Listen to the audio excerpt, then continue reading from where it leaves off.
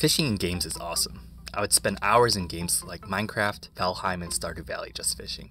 There's something nice and satisfying about casting the fishing rod, relaxing, and playing that little minigame. Roguelikes are awesome too. If you don't know what a roguelike is, that's okay, because no one can decide on a concrete definition anyways. But mainly, it's a genre that combines permadeath and random levels where you attempt run after run and build on your skills to make more progress. I wanted a way to fuse those two genres in a cute mobile game package, and here was my initial idea. In each level you go fishing, and when you catch a fish you enter this minigame, where you control a fish hook and move it around to keep it close to the fish, filling up a progress bar as you're near it. There could also be projectiles that you have to dodge. It's sort of like a mix between Undertale battles and Stardew Valley fishing.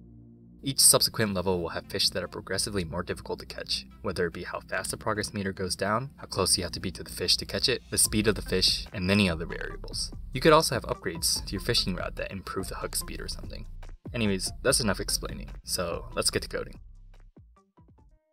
First step was a simple joystick. Once I got that working, I then modeled a hook in this amazing application called KenShape, which lets you easily create voxel models by drawing pixel art and setting the depth of each pixel. My original idea was to have some sort of 3D water tank the hook could move in, like so. I created some more KenShape models of trees and made this little pond scene. At this point, I realized a 3D hook didn't really look that visually clear, so I changed it to 2D. I made a little fish sprite and created this bubble effect to indicate how close you need to be to the fish to start capturing it. Here's some functionality to the progress bar. So now it goes up when touching the fish capturing zone and down when outside of it. I then coded in the fish movement behavior. The fish picks a random target location at random intervals and moves towards them. At this point, it was actually feeling kind of fun, which is always a good sign. I then made a model for the fishing rod and bobber and added it into the game. I made it so I could cast the fishing rod and it would shoot out the bobber at an arc, as if you were casting the line. When it hits the water, it starts bobbing. There's no fishing line yet, but I'll probably add that later.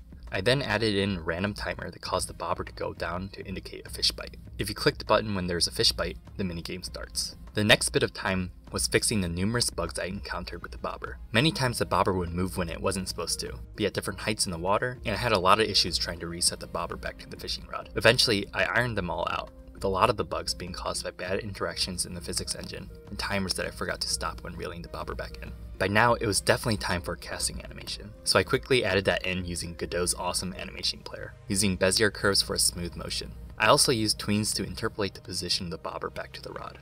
At this point, I was on a visual roll, so I was dying to get the pond area to look nice. I wasn't too happy with how the trees were looking, so I tried to change it to 2D, like something out of Paper Mario.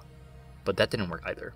Putting that on hold, I went with trying to get the water looking nice. I decided to try using the low poly art style, and I really wanted to have water that looked like Thin Matrix's Aquilinox, which looks amazing. Anyways, here's how that turned out. The problem was, because I'm targeting mobile devices, I'm using an older but more widely supported and less resource intensive rendering backend called GLES2. GLES2 doesn't support these two functions, which are partial derivatives. They allow you to take a vector and get two other vectors from it that form the triangle it's rendering, which you can use to get the surface normal, in order to shade each rendered triangle properly. All that to say, I needed to do something else. Here's what I got to. I ended up using this normal map to make it look low poly, but really it's just a 2D texture projected onto a flat surface. Using sine waves, I can make adjustments to the movement and the texture over time to make it look like the water is blowing in the wind, and it looks pretty good. The real kicker is when I subdivided the mesh to have these waves in the shader, and now it's looking pretty much where I want it. Now, for some of the terrain. I envisioned something like a mountaintop lake, so I did some sculpting in Blender to carve out this kind of terrain, and took a look at what it looked like in game. It seemed pretty good, so after some more sculpting and coloring, I ended up with this.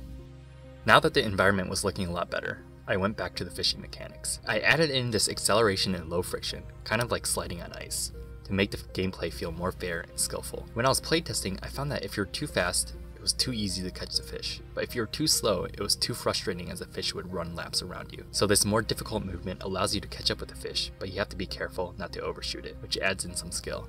Lastly, some sound effects, and now it feels pretty nice.